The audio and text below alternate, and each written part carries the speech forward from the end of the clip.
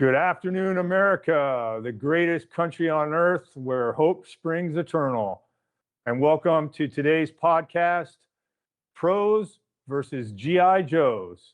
And we have with us, whenever we talk human performance, my beautiful, successful co-host, the co-founder of Peloton.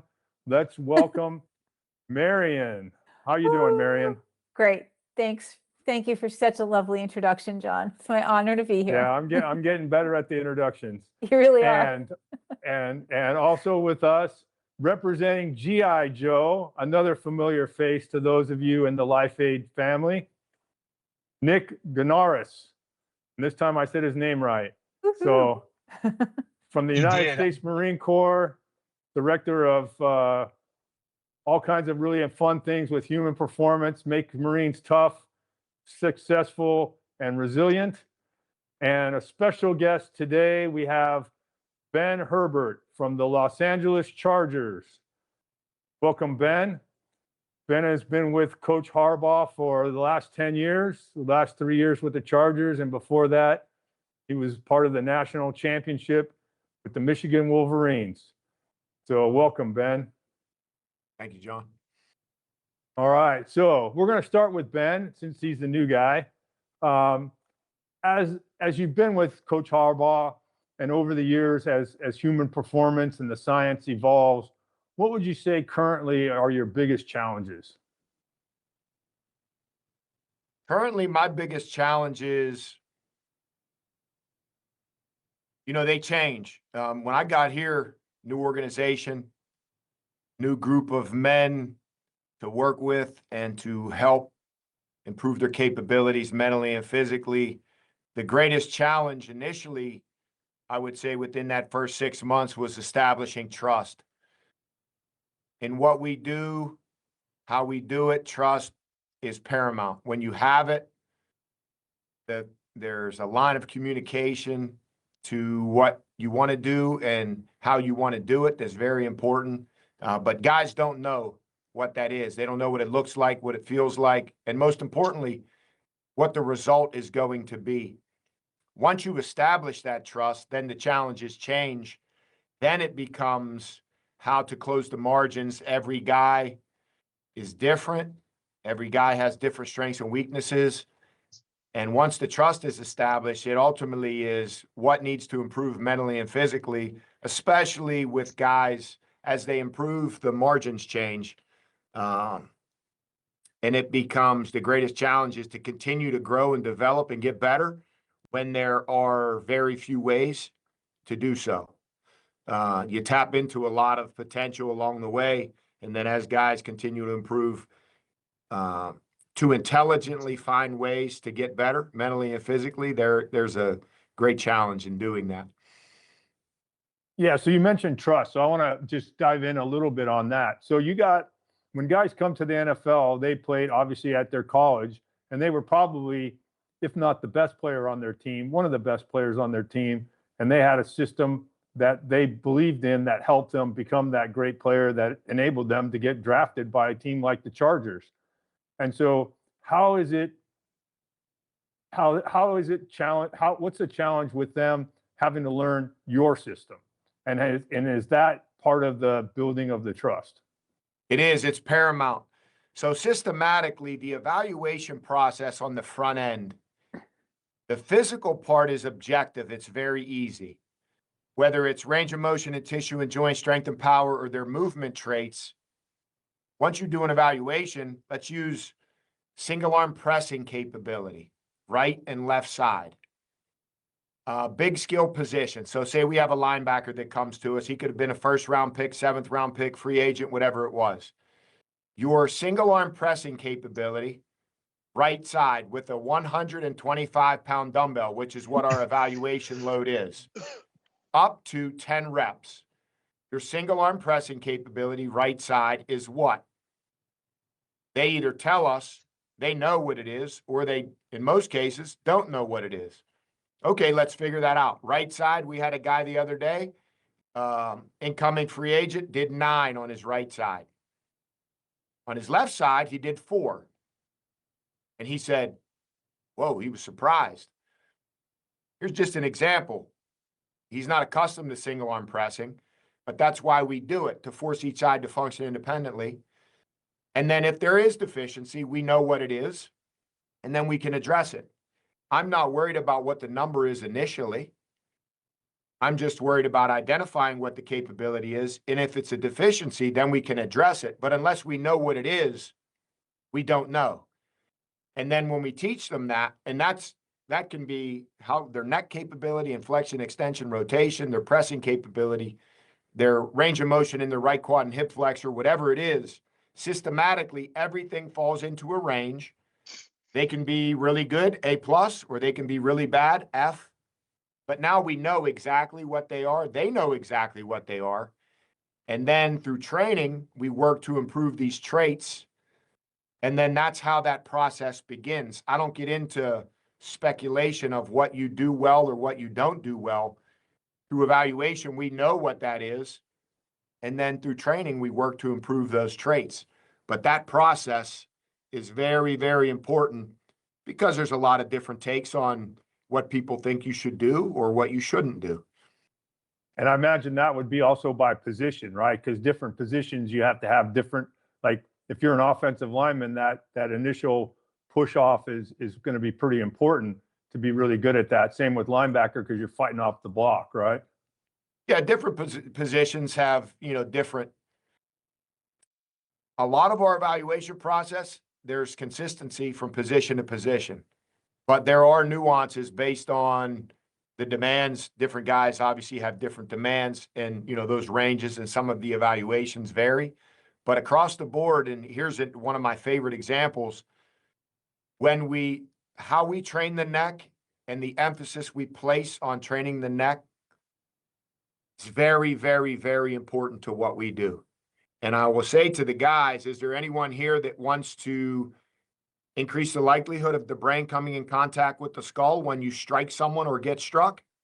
Every position, whether it's our kicker or outside linebacker, offensive lineman, they all say, no, we would like to decrease the likelihood of that happening.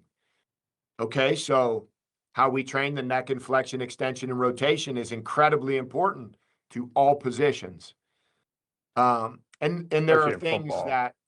there are things that aren't as important.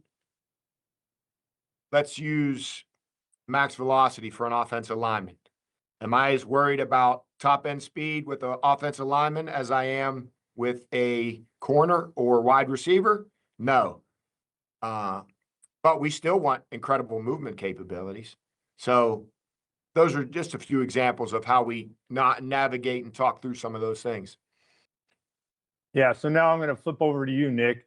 And in the Marines, you got your different MOSs, which is like sort of the football very equivalent of positions. And so how do you do, like, I'm sure you have similar type of evaluation of Marines that way, correct? So to start off, just to provide context, the Marine Corps has 2 physical fitness tests that they do annually. So you have your PFT, your physical fitness test, which is a max plank, max pull-ups, and a 3-mile run. And then you have your CFT, which is your combat fitness test.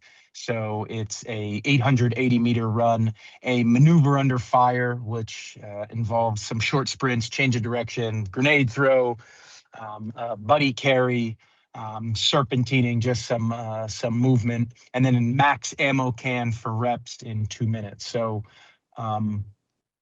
that is the baseline that we use for physical assessment. And then in our war centers, warrior athlete readiness and resilience, our fitness centers, where our strength coaches are, we have our own initial performance assessment that we run Marines through. And then in the combat arms, so in the infantry and the combat arms, which are the MOSs or jobs that support the infantry, they all have a fitness test as well. Getting over a wall, pressing a Mark 19, which is like a grenade launcher. So insofar as the Marine Corps having some tests they do, but specifically in our program, with the amount of staffing that we have trying to get Marines through groups, we don't do specific MOS testing. That's the first question was kind of in relation to some of the limitations that we may have, and that's part of it is there'll never be the strength coach or athletic trainer to Marine ratio. So a lot of what we're doing is you might have 100 Marines coming in a group, and you might have a guy like me who's 6'4", and there might be people who are 5'2". So there's a lot of mixing and matching and trying to figure out how we can get larger units, larger groups through, which is a trade-off, right? Because if we can get the cohesion and train them on a program, which is a big problem, a lot of Marines aren't necessarily in a strength and conditioning program, then the variation that we have is going to be less. It's not going to be as specific. And to boot, I'd even say a lot of their general biomotor abilities. So just think like foundational stuff, aerobic capacity. I mean, real low level strength, not even max strength, we need to increase. So getting super specific generally is not as important. And then if we can get Marines through our program for longer and longer, then we can get into the weeds a little bit more of specific training. Excellent.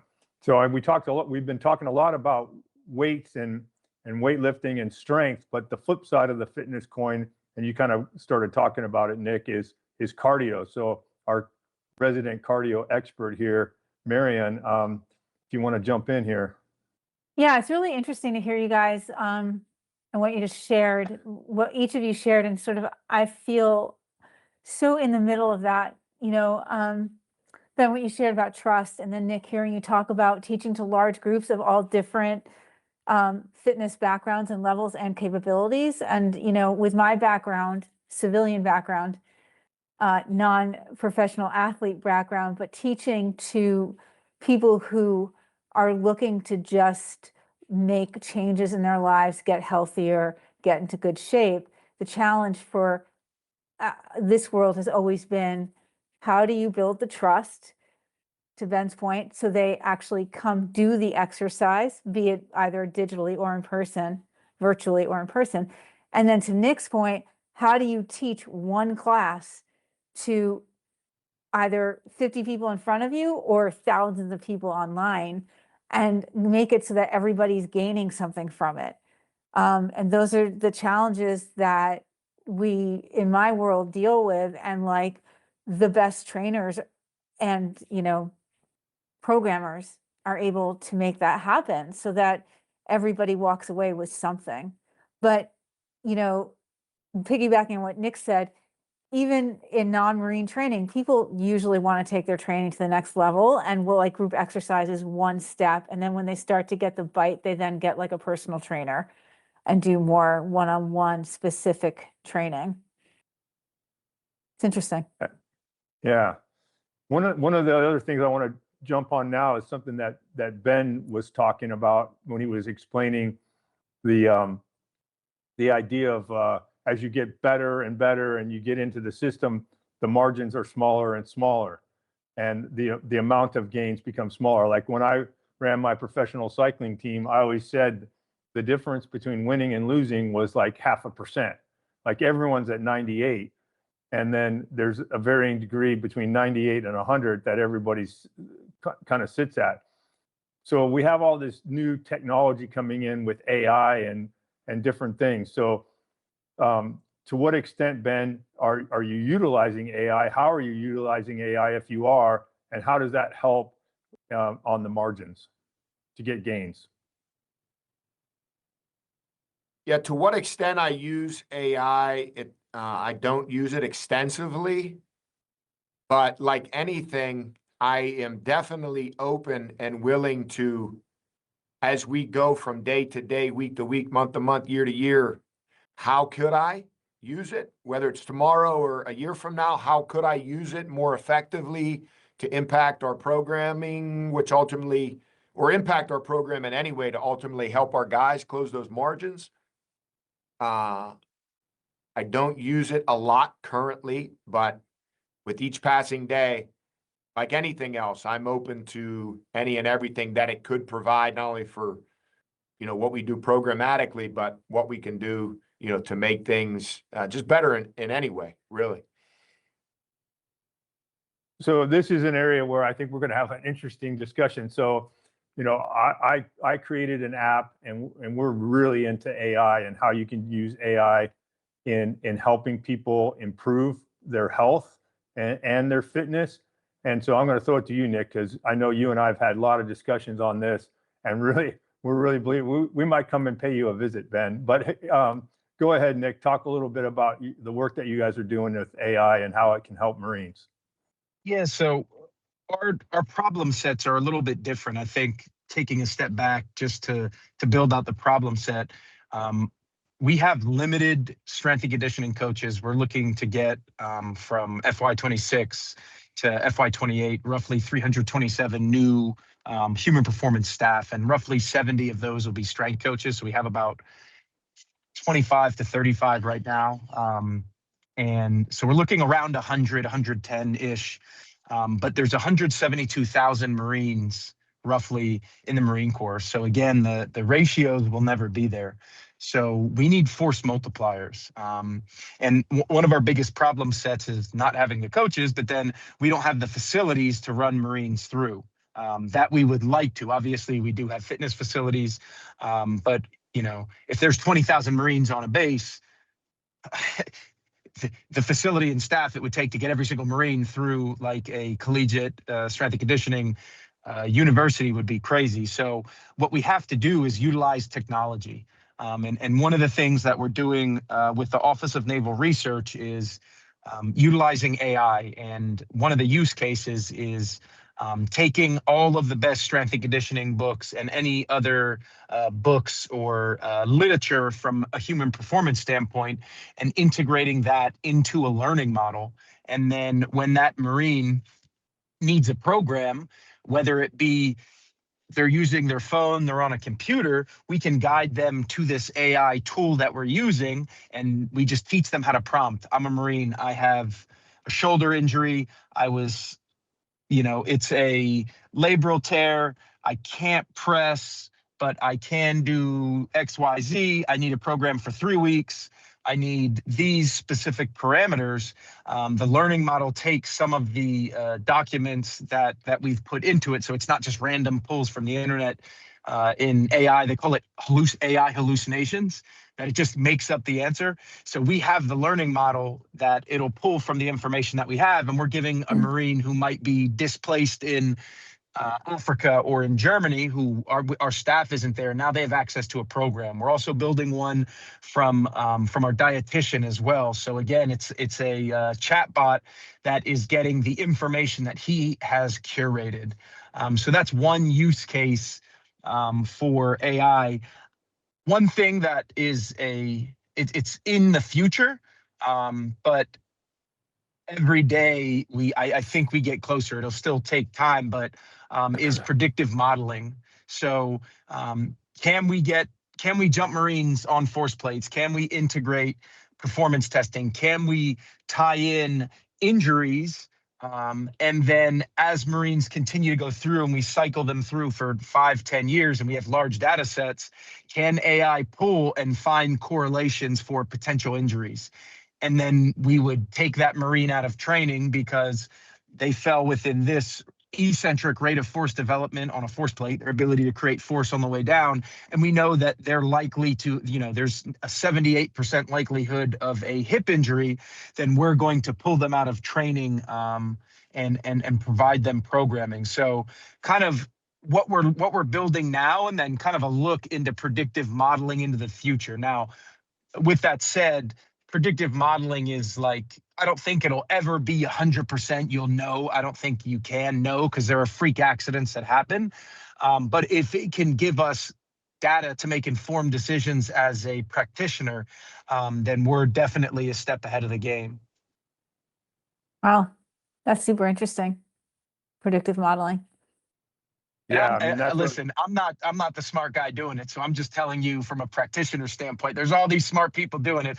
I'm just getting our coaches to collect data, put it in, and then we create the programming based on that. Yeah, it's cool. Yeah, we're doing that with the app, and like in our case, we're looking at, behavioral health issues. So it's not necessarily a Right. fitness thing. You're looking at, based on this profile, what's the prediction that this guy is going to have some type of behavioral health issue, or is going to be prone to drug or alcohol addiction, or sexual assault, or domestic violence, or even suicide, and how you can prevent suicide with predictive modeling on the mental health stuff. So yeah, I'm definitely tuned into that. So I like to throw a question to you, Ben. In the NFL, there's a famous saying: the best ability, the best ability is availability. And so, how do you, or do you think you could use some of the stuff that Nick's talking about in terms of helping with injury prevention? Yeah, the one thing, profiling and the information that it gives us allows us to address deficiency, and I talked about the neck as an example. In my opinion, if you want to protect the head, it starts with the neck. So how we quantify, their max isometric capability and flexion and extension, their fatigue tolerance, with what we have a 10-pound heavy hat, how well they tolerate flexion, rotation, and extension, programming in that area. If we impact the neck in a positive way, history tells us, based on all of the data that we've collected, it's going to show up in a very positive way for our players in comparison to not. Eccentric hamstring strength, guys that are highly capable at doing Nordics. With, a baseline for us is whether it's a 320-pound guy, 170-pound guy, if their hamstrings are very strong eccentrically, it's going to drastically decrease the likelihood when they decelerate of a non-contact knee injury. When their hips are strong and ab and adduction, how these certain things that we emphasize in our training, history tells us there's a carryover to guys being more available than not. And like Nick said, there's going to be outliers. There are things that happen, but what we emphasize, why we emphasize it, there has to be a direct correlation to impacting player availability or not, and that's in our world. You have a rep count, you have a set count, whether it's on the field in a practice environment or in a training environment, and everything that the guys do, we have the ability to see what their capabilities are, what their capabilities aren't, and the goal is always to address deficiency that can impact them in a negative way in regard to tolerating the stress of the game, but there are things that you can control and there are things that you can't control. But most importantly, everything that we can control, we want to do our best to do so. No, absolutely. That's the key right there, what you can control. And sometimes those things are that problem set gets smaller and smaller, makes it more difficult.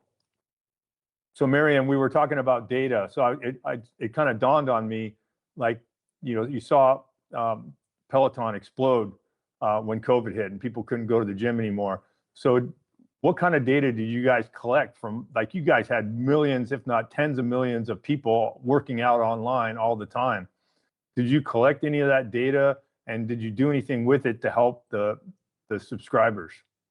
Yeah, so just to be clear, I wasn't with Peloton during COVID, but I can still speak to collecting data at Peloton.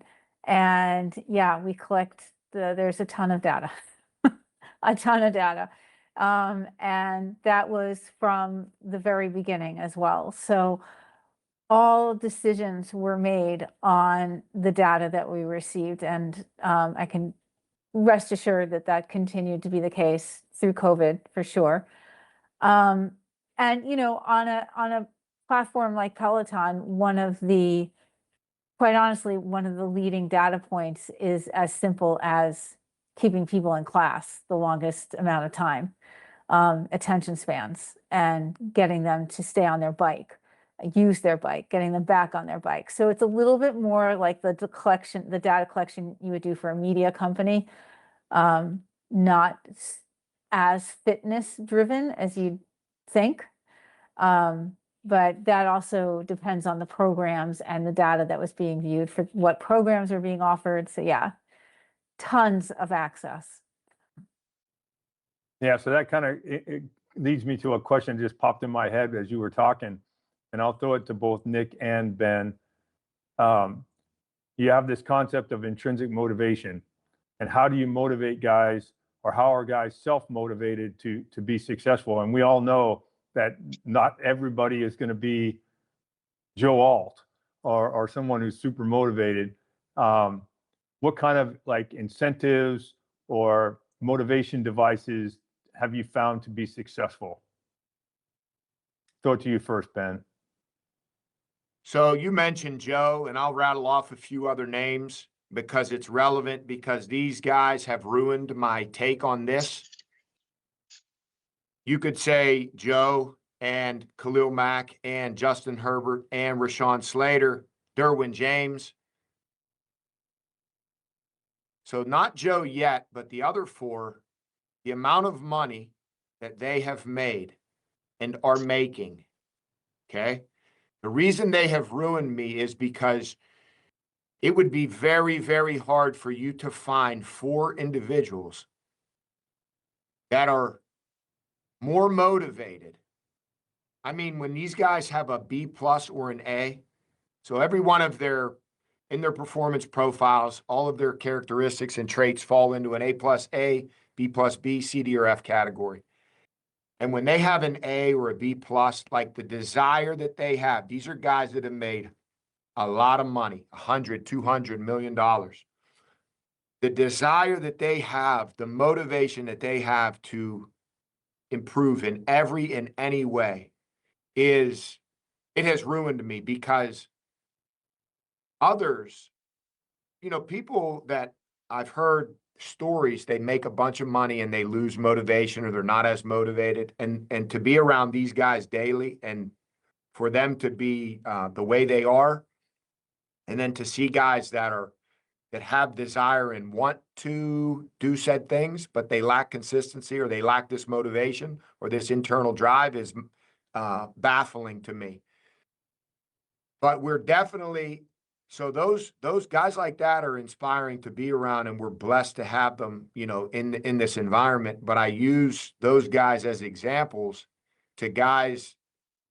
One of the greatest struggles for guys that I work with is their ability to do what they're capable of doing repeatedly, day after day after day, regardless of circumstance, because those 4, and put Joe in there as the 5th, they never change. They have families, they have things that happen outside of the building, they have all of these things. They get injured, they have things that come up, they never change. They perform at an incredibly high level every day. And the rest of the group, they fall somewhere on the scale of, it's consistency is their greatest challenge. They all show it at different points in time. Their ability to repeatedly do it, regardless of circumstances, is a lot of guys their greatest challenge. And all I have to do, and we want to make sure we on the front end want them to know where they need to improve mentally and physically. The physical part's objective. The mental part, I need time on task with them, so to speak, to see where they struggle, whether it's precision, how they operate, their listening skills, accountability, when they show up. All of these things, it takes time for me to have an opinion on. But to be able to point to our highest achievers that have made, as they've made more money, they've only become more motivated.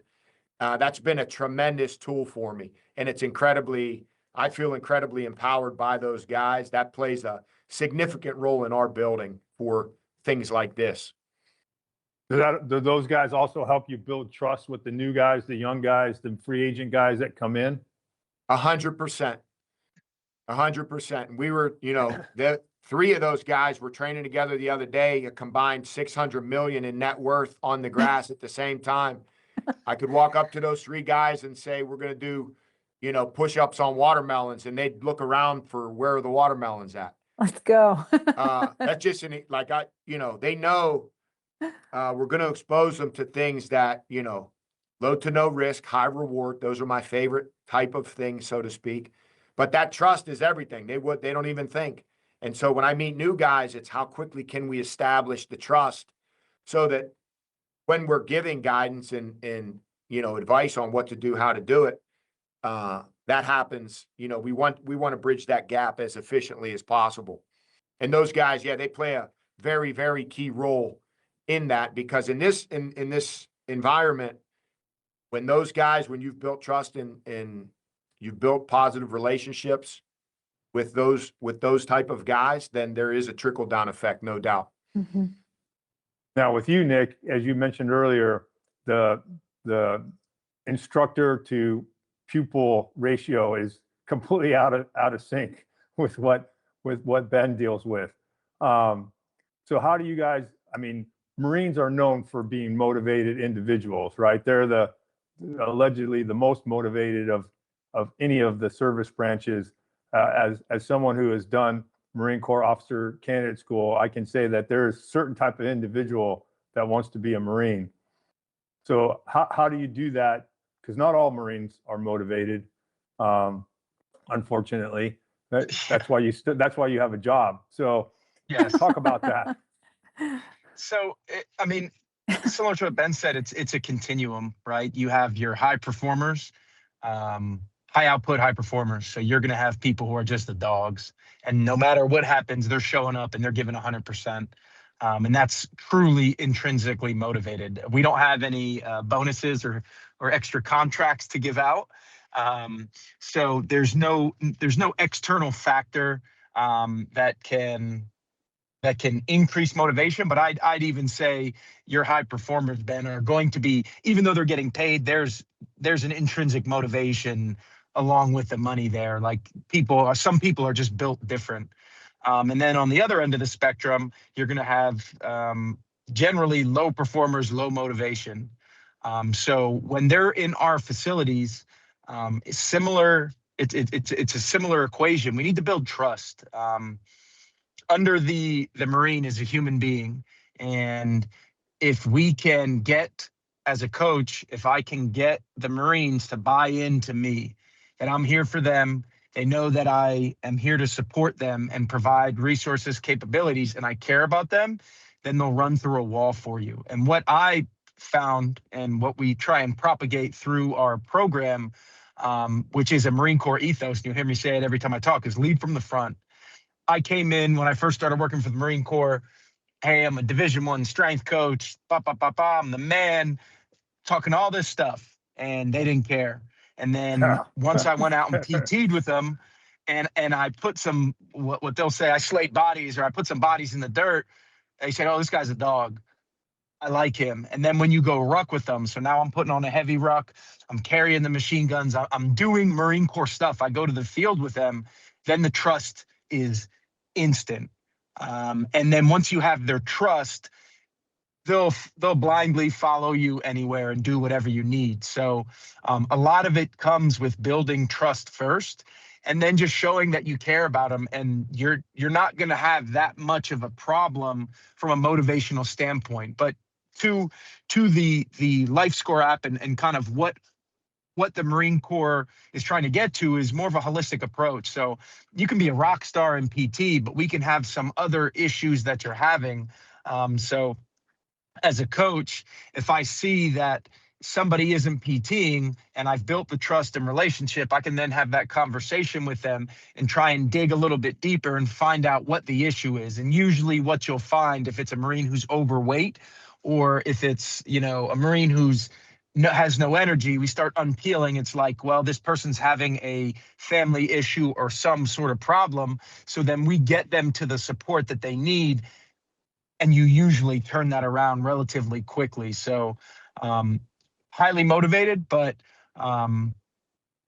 there are some ones that we have to work through. But part of what our program is a holistic approach and trying to use some of the technologies to identify where there are issues, and then we get them the support. And then usually it's a quick turnaround. We're getting them back. They're in PT and they're getting after it. Yeah, so you bring up something I want to throw to Ben, because we've seen in recent years more young NFL players take their own life. And so the mental health side, I don't, when I played, I don't remember it being like that. So you kind of touched a little bit on mental health or mindset early on, or resilience when you first you're doing your opening. But how has that changed, and what do you guys do with the LA Chargers on the mental health side? I can only speak to the environment just daily that I work in and that I create for the guys. Here's just a few examples I think that will resonate. We don't try, we don't hope. There was a guy today, I can't do it. And we were doing some hip work, some force frame, ab and adduction control work. Yes, you can. You just can't do it at 300 Newtons. So let's scale it down to 260. And then he smashed it. So these type of things, you don't say these things because yes, you can, or it's not today. We don't try, we don't hope, we do. And just the positive reaffirmation for guys when they show up and train. I want guys to know, you give us your time and energy, we're going to give you a great return on that investment. The vibe, the approach, there's a lot of different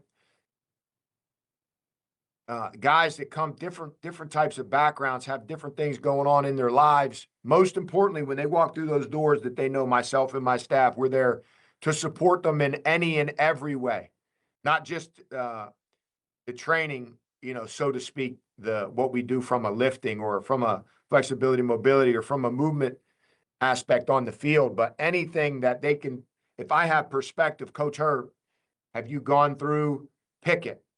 Especially as you develop relationships with guys, there's different things I've experienced in life that you may come across. And I'm going to give you that perspective just because it may carry over to you being able to handle said thing more effectively.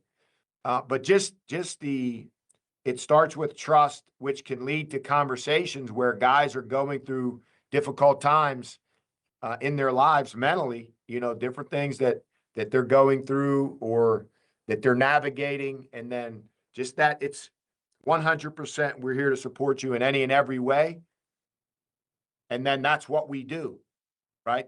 The consistency and who we are as men, and that plays a role over time to build those relationships, but just making sure that the culture we create, it's not just about, hey, let's develop our physical traits, but the mentality, and most importantly, the support for their mental health and the way that we do it daily and in the environment that we create and how we are as coaches and as people. It all matters, and it all plays a role. Yeah, because we saw last year the rookie defensive lineman from the Dallas Cowboys ended his life in the middle of the season. And like one of the things that I really believe in strongly is mindset and having the proper mindset. Do you guys talk about that at all? And what is a proper mindset? Because I know a lot of people don't get taught when they're younger about you hear this, you always hear the expression mindset matters, but no one knows what that really means and what you're talking about. And so what do you guys do specifically around that? Or if you do anything? Yeah, I'll just give you an example. Don't ever ask me what we have today. Coach, what do we got today? I don't want you to worry about what we have. I just want you to worry about how you're going to do what it is we do, regardless of what that is. Or if it's raining, or if it's 102 out. We don't care about the weather. If you asked, I would prefer 72 degrees, low to no humidity, 10 a.m. We don't care about the weather. We don't care about the time of day. What we're going to do is irrelevant. How we're going to do it is where we're going to put our time and energy. Just these type of things. What did we do? What are we going to do? We just focus on what we're doing and doing it well, and just really being in the moment, present, learning from the past, planning for the future in ways that we need to, but not falling victim to some of these things that in our environment, I want guys, What do we got today, coach, is a big one.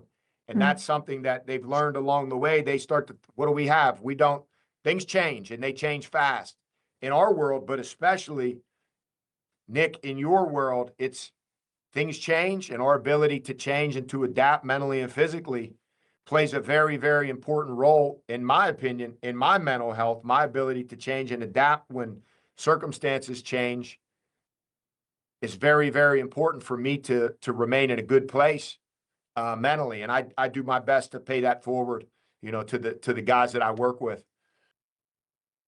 Yeah, there's some, we'll follow up because we won't have enough time to talk about this topic on today, but I'd love to come see you in person and talk to you a little bit about this stuff, because there's some things that might be helpful.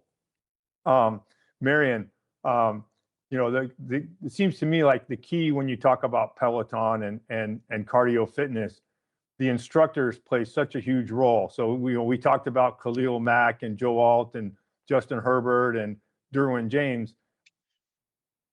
Those are the type of people that you would want to try to get as instructors, I would guess. Yeah, no, the instructors are what it's all about in group exercise in general. And the instructors, they are the people who can walk in the room no matter what's going on in their life, and they just are game on and all about the people who they're teaching, and they set it all aside. And the best in the game have been doing it for decades now. And, they're able to be in a room with people and somehow have everybody feel connected to them.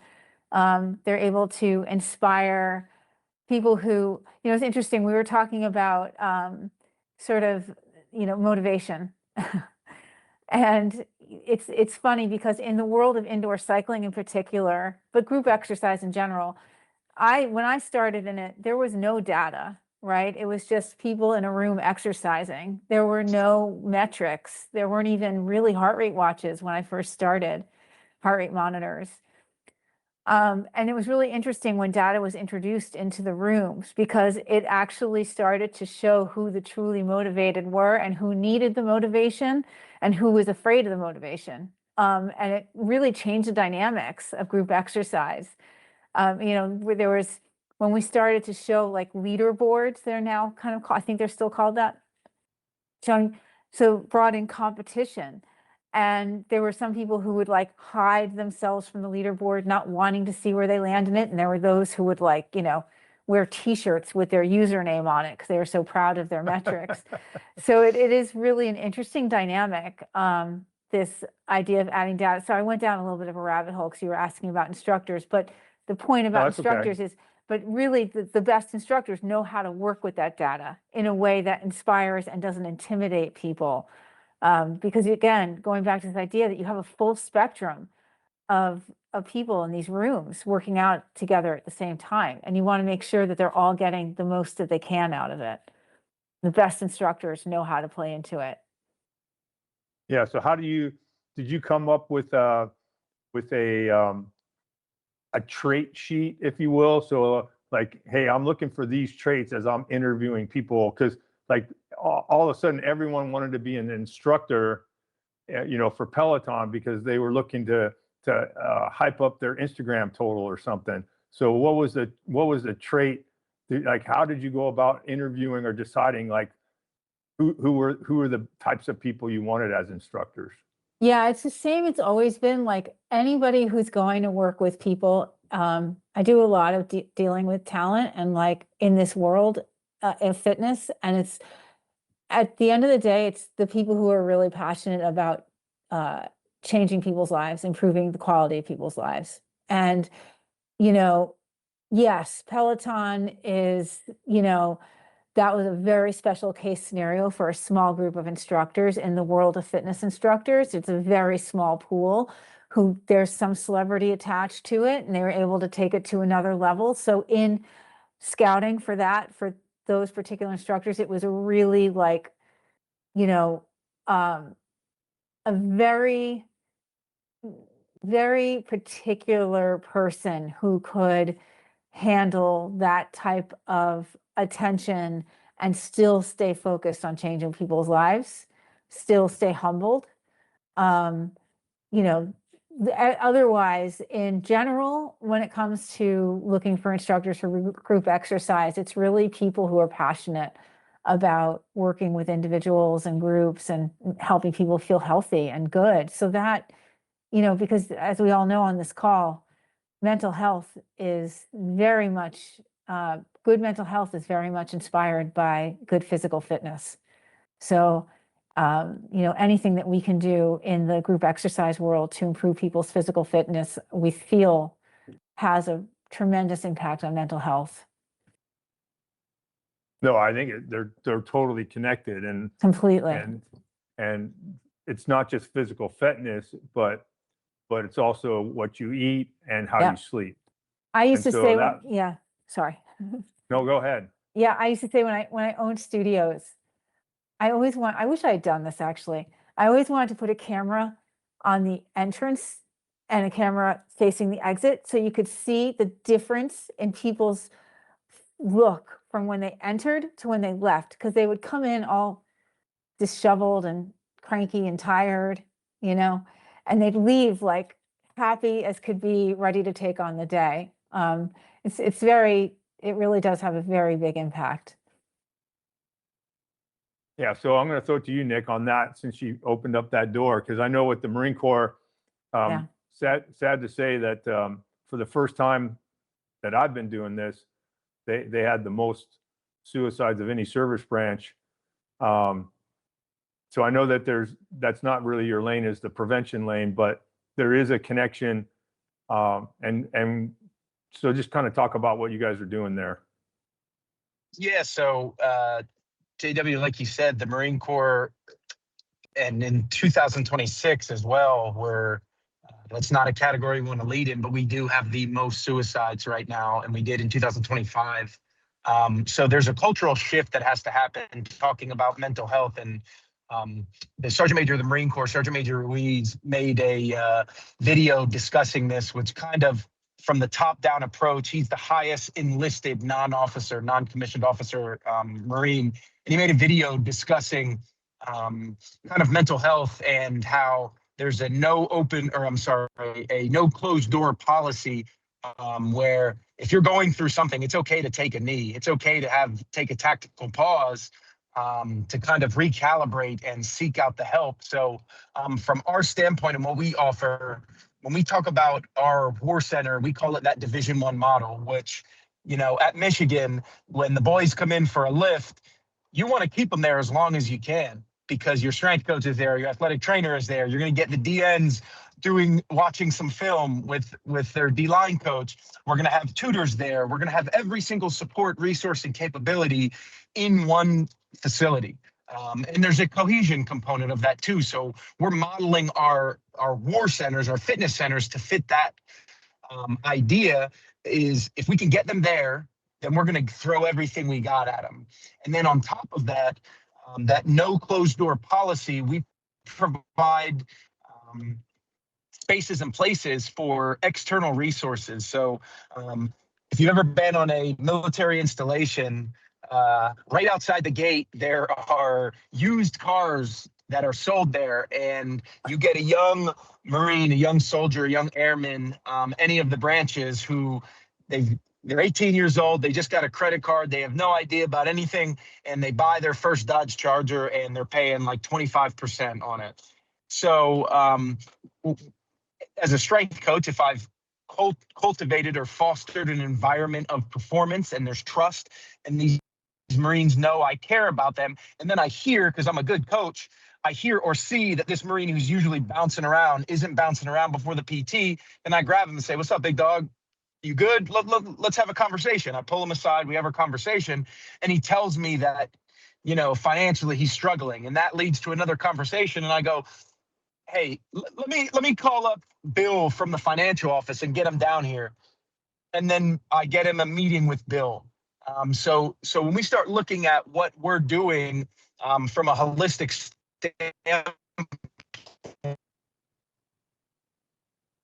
Uh-oh. Oh no. Oh, large, throws billions of dollars at these problems, Mm-hmm. and we just have to remove the barriers. So Mm-hmm. part of it is getting Marines the access to the people who can do it. So Mm-hmm. it's me as the staff, I'm trying to get my staff to know the other staff who provides these support and then give them a place that they can do it. So it's just removing the barriers and trying to throw as much resources that we can at a centralized location. Yeah, you always know when you're getting close, especially Marine Corps bases, because the per capita number of strip clubs, barbershops, used cars lot, and bars are right out the front gate. Oh, God. It's incredible. You go to any military base in the U.S. and that's what you see right outside. The first thing you see, it's quite remarkable. So Ben, as we talk about holistic stuff, how much do you guys get involved in these other sort of categories, if you will? I know obviously you guys have nutritionists, but how do you get involved in like sleep or some of these other things that relate to human performance? So we play our role really a supporting mechanism. I describe, just as an example, in the dialogue I have with the guys, I refer to their beds as recovery chambers. You have a recovery chamber? No, I don't, coach. Yes, you do. You get into it every night. Please maximize your time in this recovery chamber. Do not fall victim to not doing so. It plays a very, very important role of you reaping the reward of what you did today training and what you do, weekly, monthly. Your sleep is incredibly important, in my opinion. And then ultimately, their ability to maximize the resources that they have from a nutrition standpoint. Our staff is incredible. Our sports medicine staff, just the resources, like Nick said, that we have organizationally, tap into those on all fronts.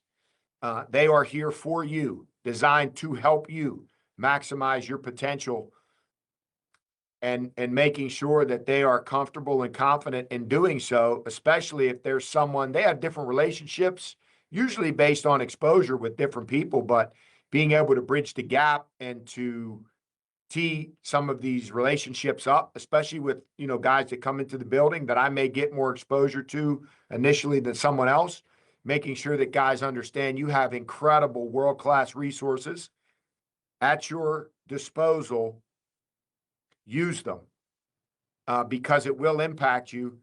It has the potential to impact you in an incredibly positive way.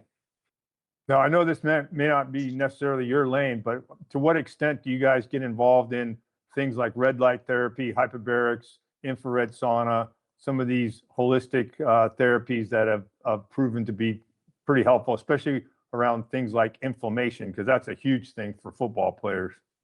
Yeah, to me, we play a complementary role. I think everything starts with, what you do nutritionally, what you put in your body from a food and fluid standpoint, the sleep that you get.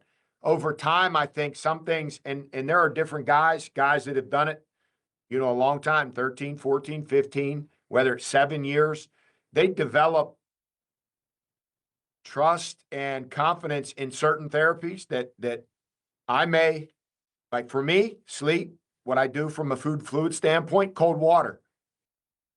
Cold water to me impacts my body in an incredibly positive way. Different guys have different routines and different modalities that prove to be highly effective for them. And that's different from guy to guy. But just making sure that they know what things are at their disposal, things that they're comfortable using, things that they've used, but also there's things that maybe they haven't tried that could prove to be effective or not. But that's one of the things all guys systematically build their approach based on what they respond well to. And there's variation in that. There's also some consistency from guy to guy. But it's just a matter of, as soon as you can, figure out things that work well for you, that you respond well to, and that impact your ability to repair and recover, mentally and physically from, the stress of the game. Yeah, so do you think that cold water is better than room temperature water? Because I know there's a lot of science and opinion on that one as far as absorption and all that sort of stuff. And wholeheartedly respect other people's opinions. What I know is that cold water makes my body, soaking in cold water for Ben Herbert, 46-year-old Ben Herbert, my joints from head to toe, from the neck down, feel incredible. So I could just speak to that. Cold water for me in a 15, 48 to 52 degrees, 15 to 20 minutes, submerged from the neck down 2 to 3 times a week. Insanely beneficial. Now, someone could also say, that's the dumbest thing I've ever heard. I would never do that. I Oh, so wholeheartedly now you're respect talking that. about, I thought you were talking about drinking the water, not cold plunge. So yeah, I'm with you on the cold plunge. I'll tell you, we started doing cold plunge in the 1980s. It wasn't called cold plunge back then, but I had this cycling coach for this team that I raced for, and he would get trash cans and fill it up with ice water. And then we would sit in those after race. Did we lose We JW? lost JW. We probably only have Well- a couple more minutes on our end here, guys. Okay, We can kind of close the loop on the cold plunge. Like, yeah, cold plunges are incredible. And I know they've been around football for forever. People have been getting in tubs post practice. I think some of the research that they're starting to see is not doing them post lift because it blunts muscle protein synthesis. Mm. And there's some questions about the inflammation. But Ben, to your point, I cold plunge as much as I can, and it makes me feel great. So whether somebody's arguing about this research or that research, inevitably, if you've built a relationship with the guys and you say, hey, this works for me, and here's kind of what people are saying about this, and maybe this guy says to do this and this guy says to do this, you give them the opportunity to figure out what works for them. And because you have the trust, when they try it, they're either going to like it or not, but you're giving them the opportunity. So I'm right there with you. A lot of it is just, I'm going to show you what has been effective for me, and I'm going to give you the opportunity to do it. yeah, totally. 15 to 20 minutes. That's a committed cold plunge, my friend. I'm Yeah, good just for again, 90 something that, seconds. like anything, you get accustomed to. It's just something, yeah, like Nick said, going back to, I Yeah. always responded going back to my high school days when we would come off the field. I always enjoyed cold water. And then, Right. as I've gotten older, it's just one of those things. Fortunately, just joint wise, it's, and I think it pairs well with sleep, and it pairs well with most of the time. You eat good nutrient dense food, Mhm. you stay hydrated, and, you just do what you can to the best of your ability to take care of yourself. But yeah, cold water has always, it's been a big positive for me. Yeah, And it's I great. respect people, if you don't respond well to it or you don't like it, hey, have it, that's fine. I totally respect it, Well, yeah, I mean, you guys know that's really big in the consumer space now. There's recovery studios opening up everywhere Yes. that you can get like a little private room with your own cold plunge, your own sauna, infrared sauna. Yes. So it's really interesting. You're not alone in enjoying the benefits of the cold plunge. And it's also interesting, Nick, to your point, that there's different information being shared now about the actual effects of it. So it's good stuff. In our war centers, we're starting to integrate recovery modalities. But again, maybe it's just a strength coach, or maybe we're just aligned in how the body works.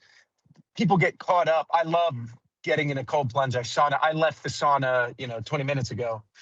But if you're not eating right, if you're not sleeping right, and you're Yeah. training like crap, you can't out recover that. So that's one thing that we always try and talk about, even though we want people to use the recovery modalities, get in compression boots, do all these things, if you're not eating right, if you're not hydrating, if you're not putting nutrition back, if you're not sleeping, you can get in cold therapy, you can get in a sauna, you can get in compression boots, you can do all the things under the sun. But if you're not sleeping and training right and doing the right things that are 90% of the problem, Totally. you're not going to be recovered. Nick, with how you said that, you could join us No, at the hip, my friend, because yeah, very well stated. That's it in a nutshell. There's no doubt. I couldn't agree more. Must be a strength coach guy. Let's go. Yeah, sorry about that. I don't know what. I don't know. I don't know. I have my internet. I missed all the soliloquy from Ben, so I'll have to watch it for myself. So we're running up Absolutely. on time. So I wanted before we go, you know, the title of today's podcast is Pros versus GI Joes. So I'm going to give Ben and Nick a chance to ask each other, like, Ben, what can you learn from what the Marine Corps does on the human performance and, if you know, resiliency side? And then same question to you, Nick, what would you like to learn from how the Chargers operate? So go ahead first, Ben. Well, anytime it comes to learning, I'm open to anything and everything. Now that I've had a chance to listen to Nick and to be a part of this podcast, Nick, teach me something or multiple things, anything that you think could be applicable to, most importantly, helping our guys do what it is they do more effectively, mentally and physically.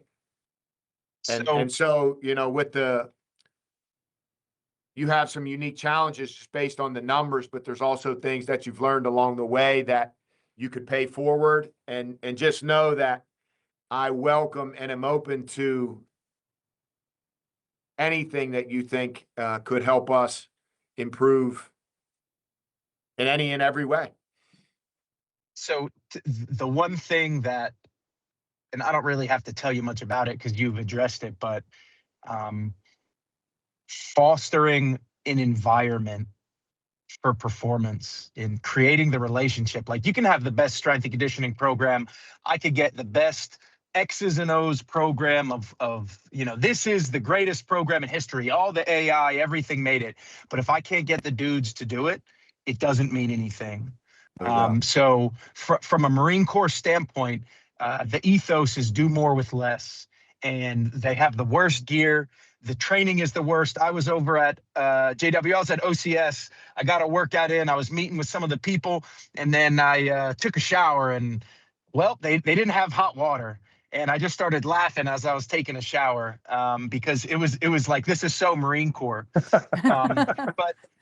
to that point, it's the create and continue to foster relationships with your guys, and they'll continue to run through walls for you. And whether it's about cold plunging or whatever, they're going to have trust, faith, and belief that you're there for them. So not something that you can learn, but like from an outside looking in, keep trying to foster that relationship and get them to do everything they can to maximize their potential. And then for my question, or my comment, one of our biggest hurdles is trying to mimic what high performance does, right? I have, you know, Lance Corporal Rodriguez, who's 5'2", 130 pounds, never played sports, plays video games, and he's going to have to put a 110-pound ruck on because he's a mortarman with the big corn-fed Johnny Smith, Corporal Johnny Smith from Nebraska, who's 6'5", 280 and a monster. So what we try and do, and we always look to what you guys do in performance, and what I did as a collegiate strength coach is, what's the best type of training that people are doing? And then how can we take that and align it to our needs? So keep driving forward and figuring out the best way to enhance performance. And then downstream from that, we integrate what you guys do, whether it's recovery and integrating technology. All that stuff has been in sports for forever. So we get the benefit downstream from that. So my question or my point would just be, just keep getting the dudes bigger, stronger, and faster, and then we get to learn from what you guys do, and then figure out use cases on how we can implement. Yeah, and I think you mentioned it. You gave two examples of you have a smaller guy, so to speak, that has the same demands as a bigger guy, but the demand is going to stress each differently. And Yes. so, you know, we have similar examples. I tell the guys on Sunday, they don't break you up when the game starts and you go onto the field. They don't break you up into weight classes and say, this 187-pound corner is not going to come in contact with this 362-pound left tackle that runs 492. You may come in contact, you're likely going to come in contact with one another. And so setting them up to handle those demands to the best of their ability, regardless of size, we know what the demand is potentially going to be, and then using training to prepare them to handle said demand, whether they're, 5'8", 178 or 6'8", 368,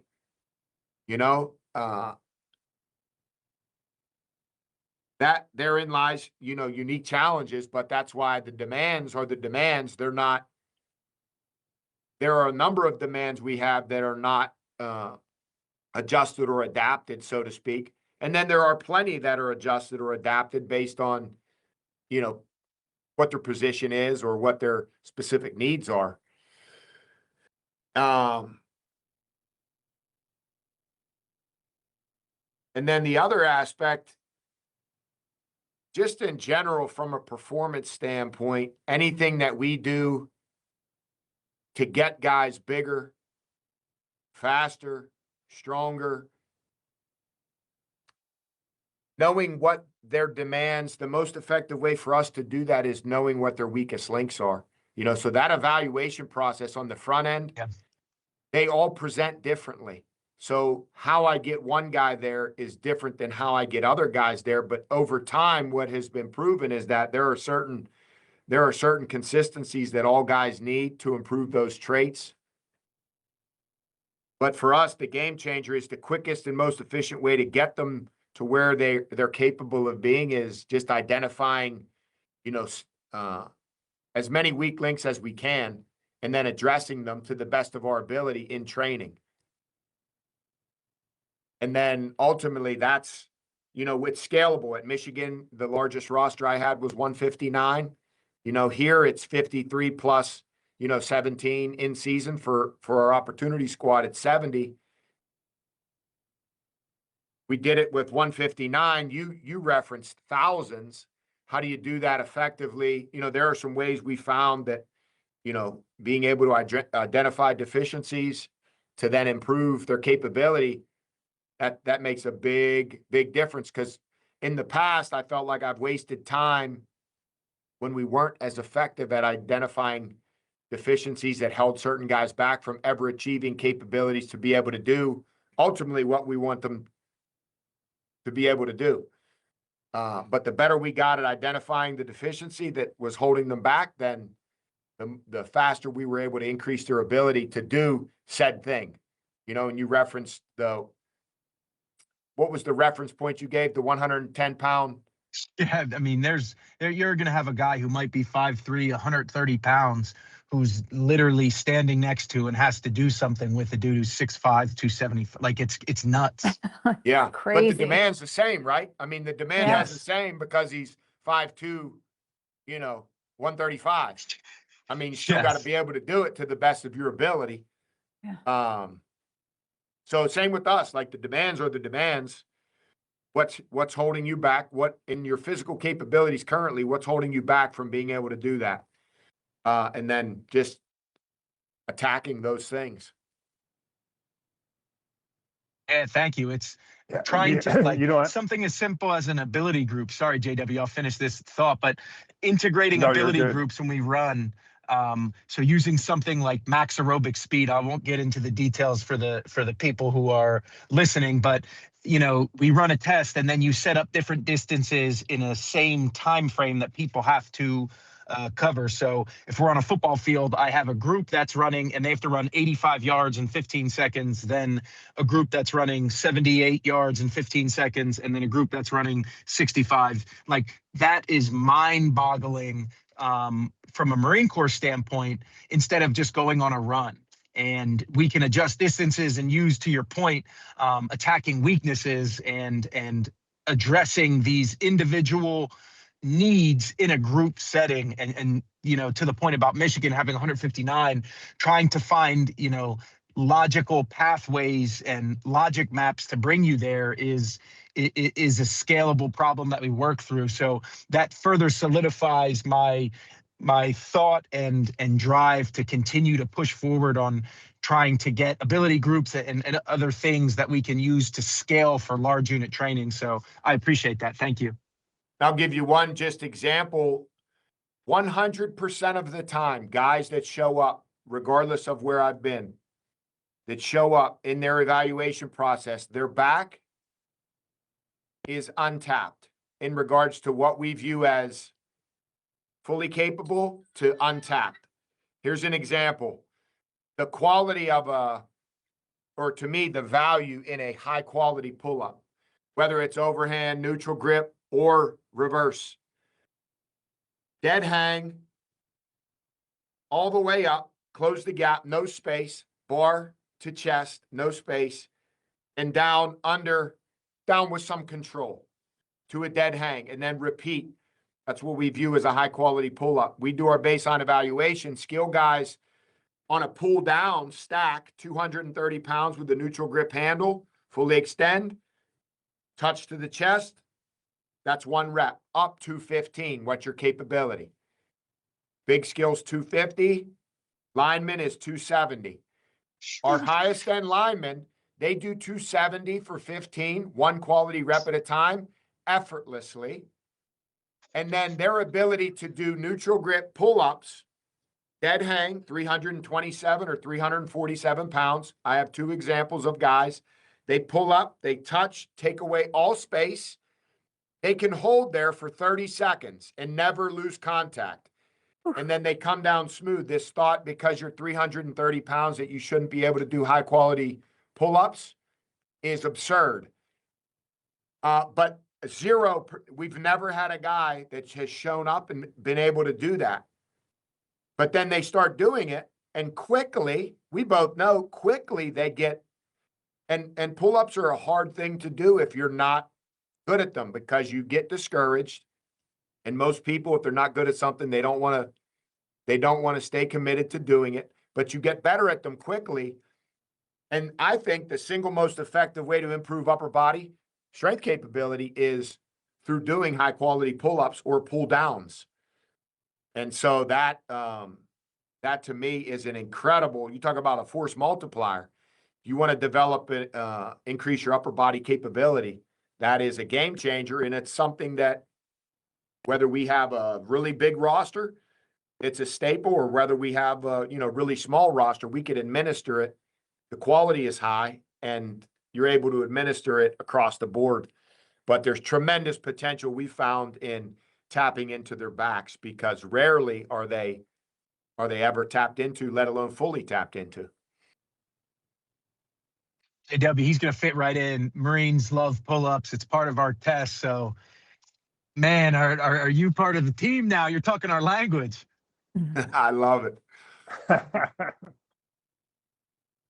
Well, I want to be respectful of everybody's time, and I appreciate you guys coming on today. I would love to have you guys back again sometime, maybe later on in the year, once we get going with our project, and then also when they really get full into their off season, like when they're doing their OTAs or something, when they're working out. But appreciate everyone's time, and until next week, where hope springs eternal. Thanks all. Yes, sir. Honor to be here. Appreciate Thank it. you. Thank you very much.